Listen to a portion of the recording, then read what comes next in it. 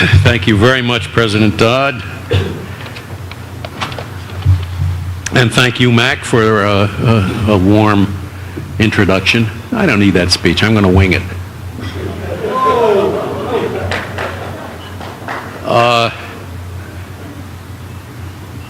Mrs. Helms, fellow judges, ladies and gentlemen, I'm honored to be here at the Helms Center and to be the recipient of the Nance Award.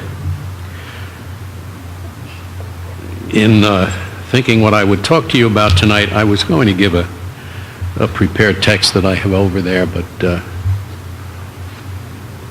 I don't feel like it. And so I'm going to talk about what I often talk about. It's almost, if I were a politician, it would be my stump speech. What I care most about, and the single thing that I would most hope to be able to change in the law, and that is the manner of interpreting the Constitution of the United States. I am one of a small but hearty group of judges and academics, even smaller among academics, who are known as originalists. An originalist is somebody who adheres to the text of the Constitution, but more importantly, gives that text the meaning that it had when the American people adopted it.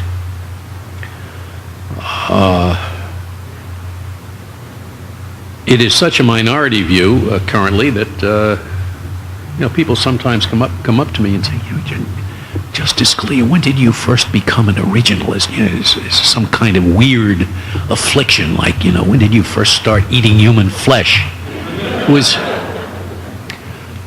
Originalism used to be orthodoxy. Nobody ever thought the Constitution morphed.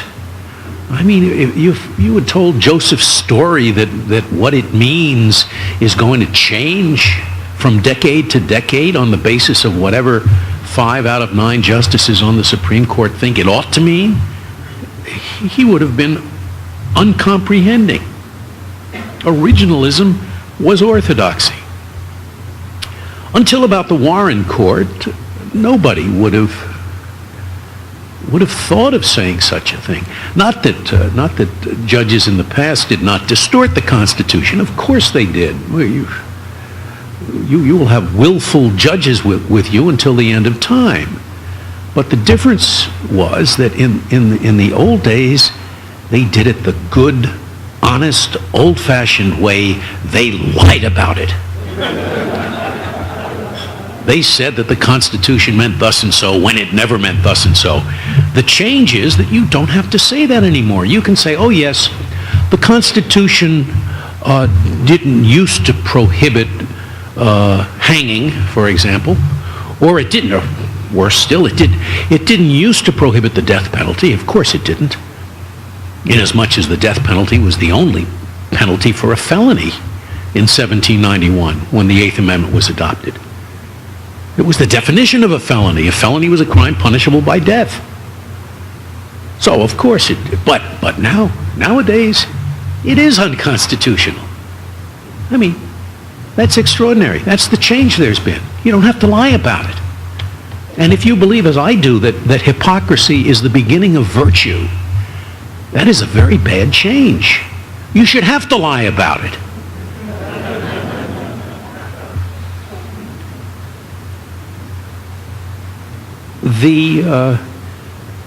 The terminology that best represents the new orthodoxy of an evolving Constitution is the abominable phrase, the living Constitution. I have grammar school students who come to the court now and then, and they recite very proudly what they've been taught to say. The Constitution is a living document.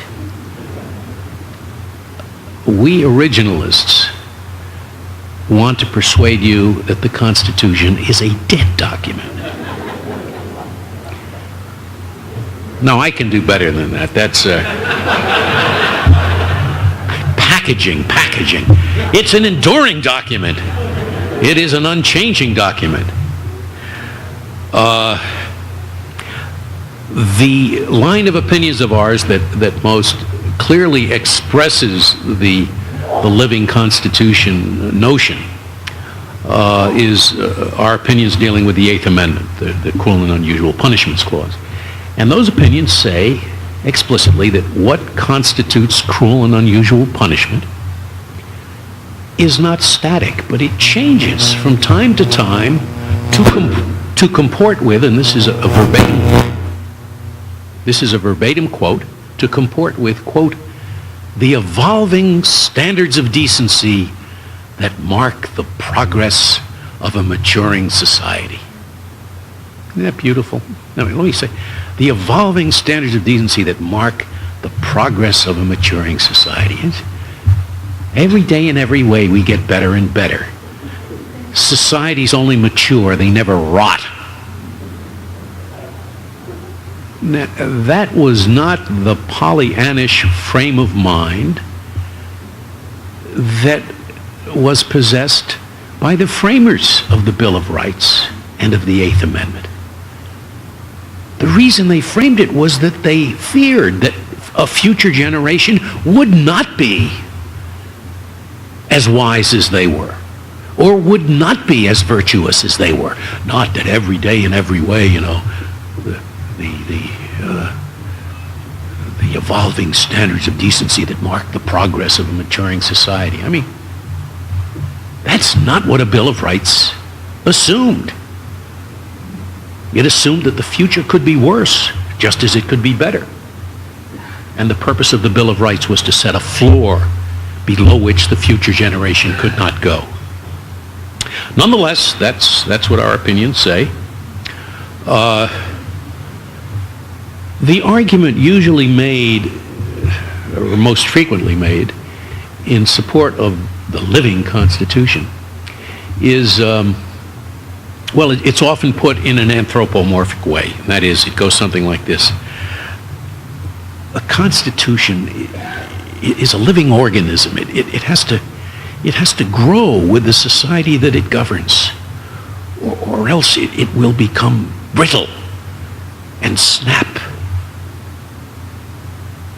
Now, if you believe that, you must believe your stockbroker when he tells you that the market is resting for an assault on the 10,000 level.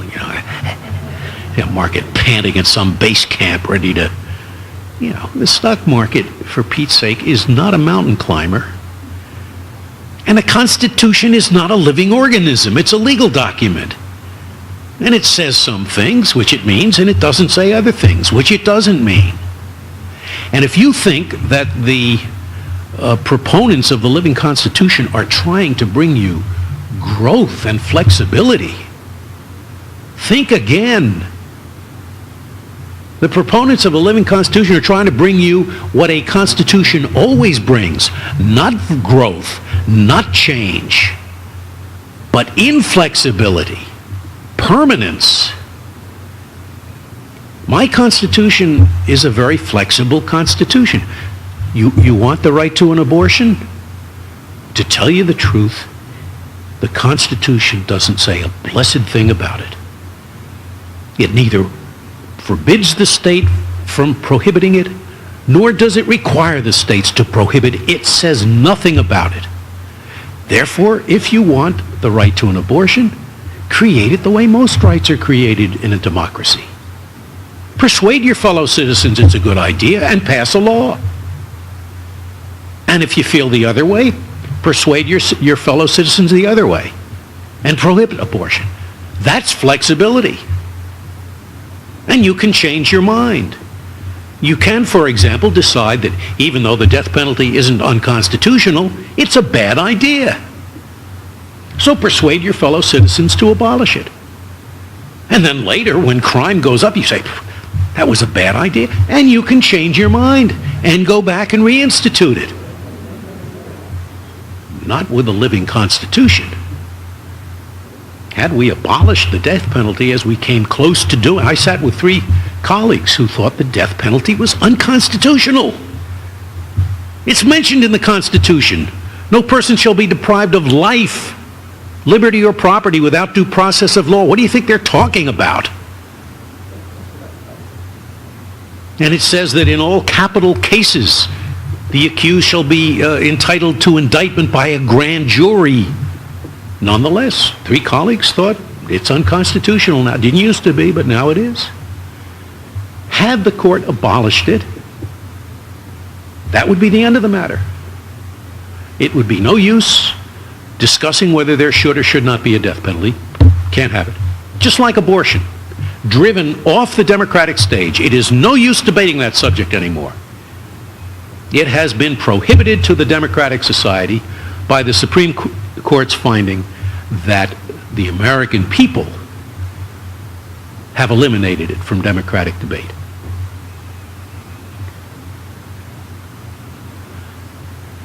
So for whatever reason you like the living Constitution, maybe you like what the court has done under the living Constitution, well, that's fine, but don't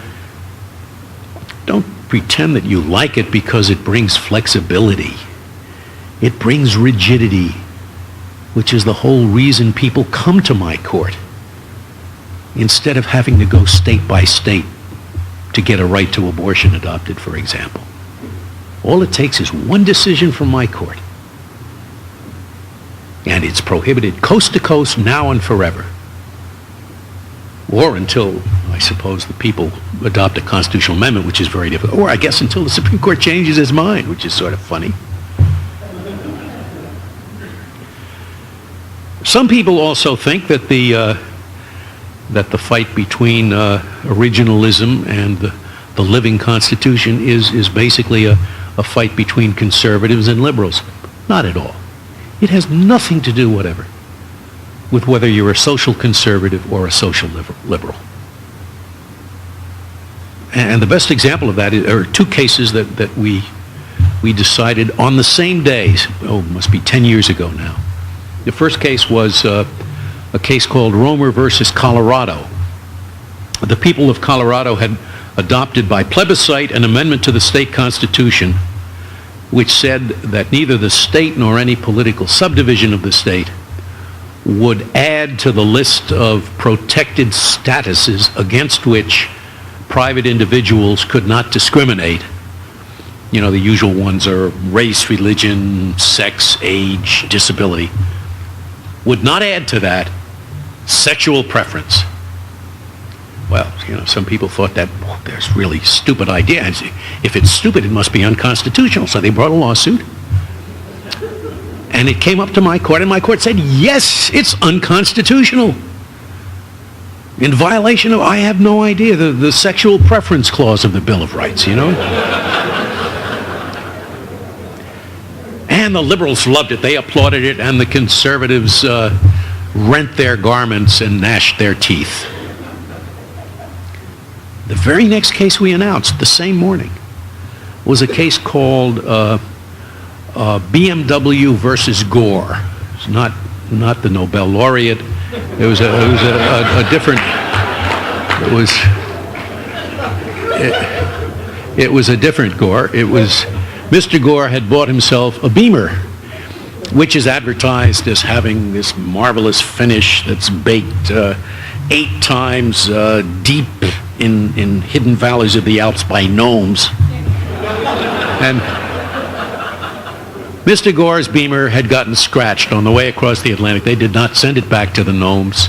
They took a can of spray paint and he found out about this, and he was really ticked.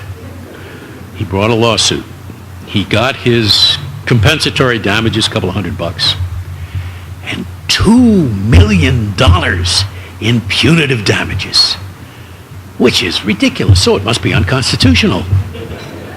And BMW appealed it all the way to my court, and my court said, yes, it's unconstitutional. In violation of, I have no idea, the excessive damages clause of the Bill of Rights, you know, and if excessive punitive damages are unconstitutional, I assume excessive compensatory damages must be unconstitutional.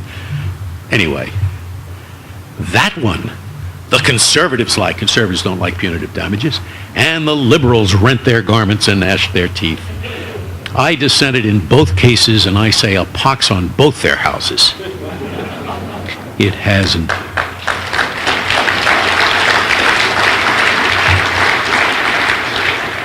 It has nothing to do with whether you're conservative or liberal. It has to do with what you think the Constitution is. It cuts in both directions. Mac mentioned the flag burning case, where I was the fifth vote to say the law prohibiting burning your own flag is unconstitutional, because that's how I understand the First Amendment. Now, at least where the law in question is directed at your expression. You know, if the law in the Johnson case were a municipal ordinance which exists in almost every city. Now, you remember when we were kids, you used to smell leaves burning in the street? It was such a lovely smell. Can't do it anymore, right? Every city has ordinances. You can't burn leaves, you can't burn rags, and you can't burn flags, okay?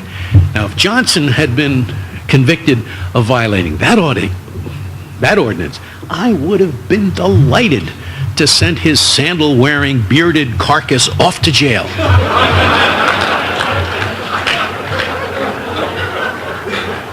For burning the flag, because basically I don't like people who burn the flag.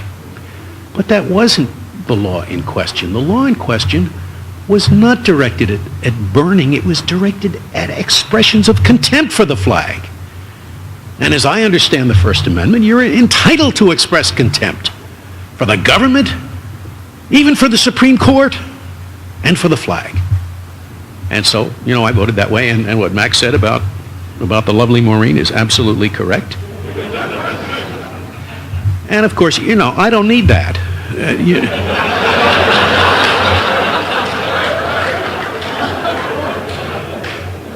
And that is one reason it is so hard to recall the courts back to originalism.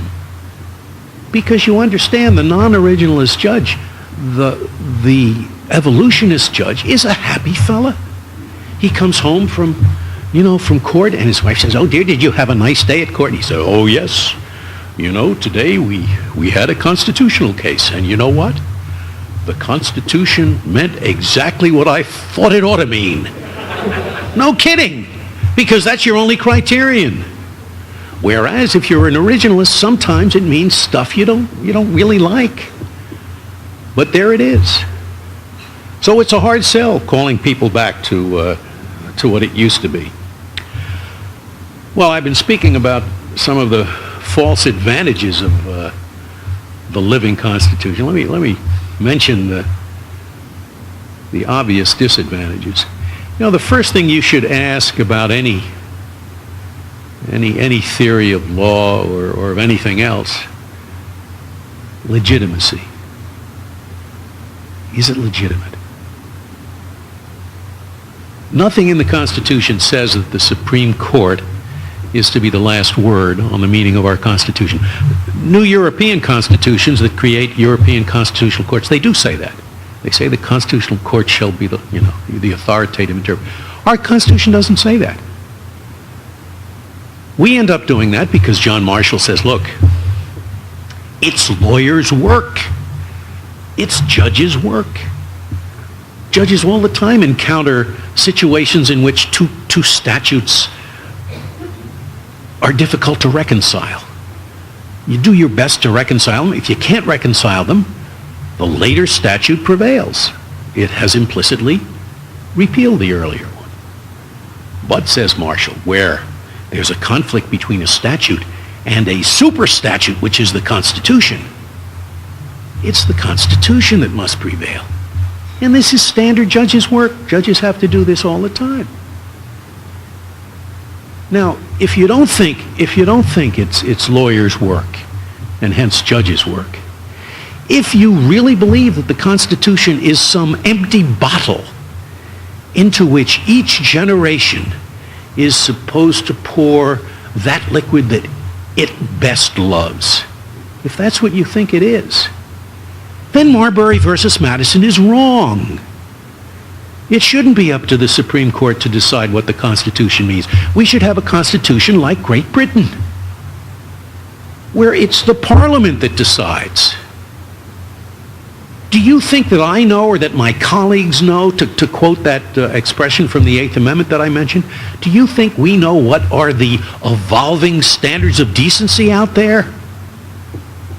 I'm afraid to ask what they are. I have no idea. I work inside the Beltway, live inside the Beltway, work in this marble palace. I don't know what's going on out there. I'll tell you who knows. The House of Representatives know. They have their thumb on the pulse of America. They know what the evolving standards are. So if that's what you think the Constitution is, then leave it up to the Congress and get the court out of the business. That's legitimacy. Only if it's lawyers' work should it be our business. And if it's lawyers' work, it means you approach the Constitution like any statute. And we don't think that statutes morph according to whatever we think is a good idea this year.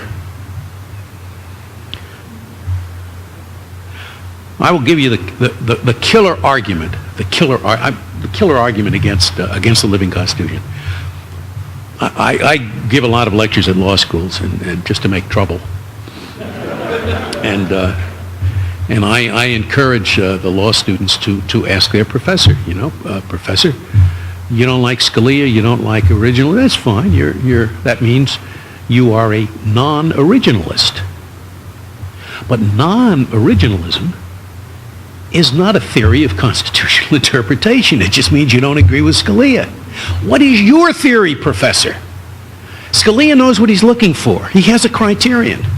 What did the text mean? What was it understood to mean when the American people ratified it?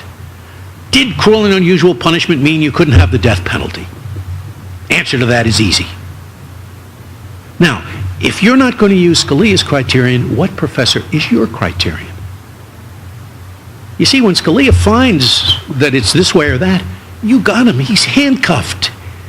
He can't do the nasty, mean, conservative things he'd like to do to the country. Now, if you're not going to control your judges that way, how are you going to control them? What do you want them to look for? Think about it. There is really no other criterion you can possibly use. And just as in politics you can't beat somebody with nobody, so also in theories of constitutional interpretation you can't beat originalism with nothing. What else could you possibly use as a criterion? What could you tell your judges to look for? What? Natural law? Oh, we all agree on that, don't we? The philosophy of John Rawls? Some people, actually say that.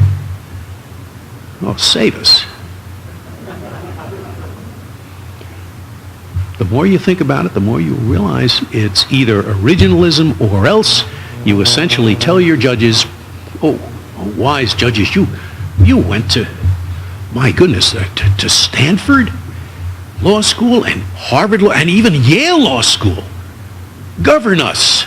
You must know the answers to these profound philosophical questions as to whether there should be a right to abortion, whether there should be a right to suicide, whether there should be a right to homosexual conduct. After all, you went to Harvard and Yale and Stanford. But that's ridiculous. There's nothing I learned in law school that qualifies me to decide those questions any more than Joe Sixpack. He knows as much about all of that as I do. It's preeminently a question for legislators and not for judges.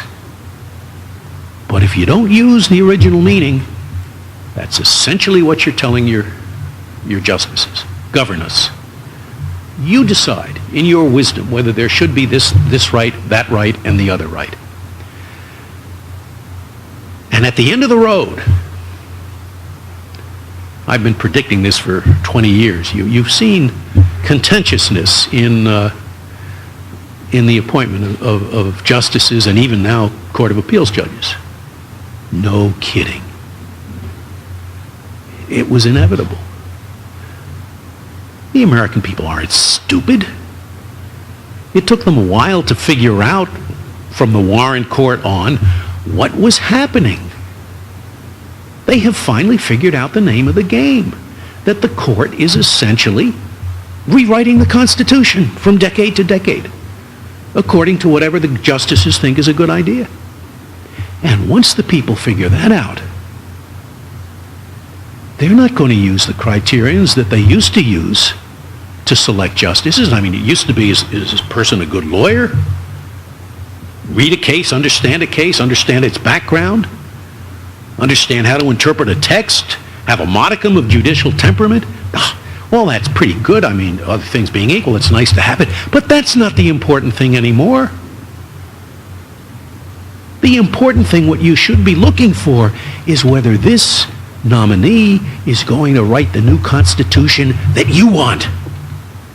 And that's what all of this is about. That's what all of the confirmation struggles are about. Judge so-and-so, do you think there's a right to X in the Constitution? You don't. Well, I think it's there, and my constituent think it, and I'm certainly not going to vote for you if you don't think that right is in the... That's what's going on. It's a mini constitutional convention every time we nominate a new justice. It's crazy. But it's inevitable. And frankly, as much as I dislike it, I prefer it to the alternative. It shouldn't be that the people decide what the Constitution means unless they do it by the very difficult process that constitutes an amendment to the Constitution. I mean, after all, who do you think the Bill of Rights is meant to protect you from? The people. It's my most important function. I have to tell the people to take a walk. Yeah, you'd like to do this, but you can't because the Bill of Rights protects this individual from you, the majority. You destroy all of that if you create a system in which the majority decides what the Constitution means. But as I say, I'd rather have that than having 5 out of 9 lawyers decide it, which is where we are now.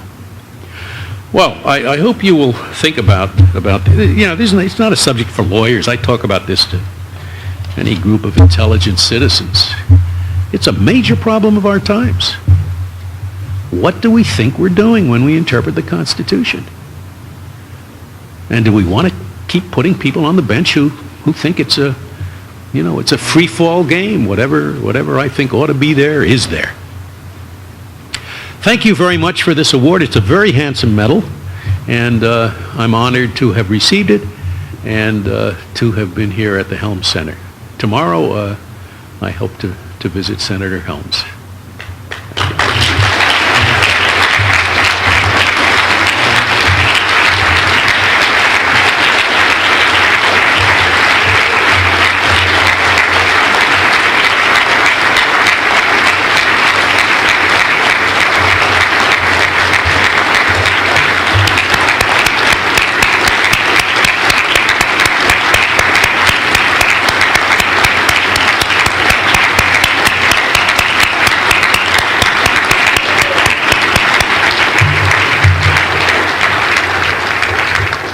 As a parting gift for you tonight, please take a complimentary copy of Senator Helms' book, Empire for Liberty, as you exit this evening. Thank you for coming. Good night.